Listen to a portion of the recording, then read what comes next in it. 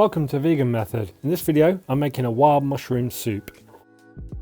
To make the soup I've got 180 grams of wild mushrooms, I've got 500 millilitres of vegetable stock, I've got 2 shallots, 2 garlic cloves, 2 sprigs of thyme, and I'm going to use some salt and pepper to finish the dish. For this particular soup I've got dried mushrooms, so I've rehydrated them overnight in a bowl of water, and I'm just going to pick out 3 to fry off later and put on top of the soup.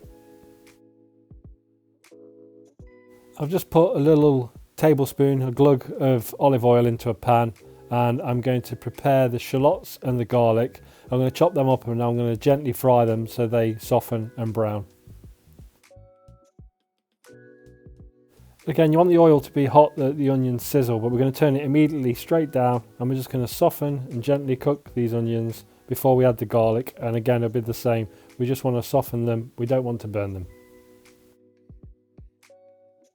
Next I'm going to add in my mushrooms, and they're already soft because they've been soaking and they won't take a few minutes to cook through.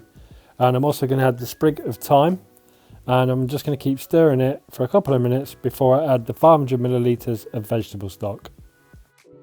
Once the stock has gone in the pan, I'm just going to bring it to the boil, and then I'm going to lower it and let it simmer for around 5 minutes. Now 5 minutes later, I'm just going to give it one more stir through. I've turned the heat off. I'm going to let it cool down for a couple of minutes before I put it into the blender.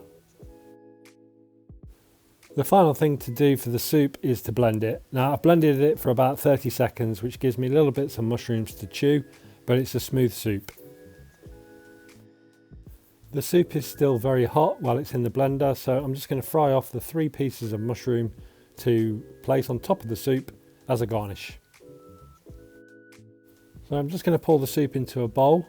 My 3 pieces of mushroom have now finished frying. I'm just going to place them on top with a sprig of thyme, a little bit of salt and pepper, and then my soup is done. And there is my wild mushroom soup. As always, thank you very much for watching. Please feel free to like, subscribe, or leave your comments below.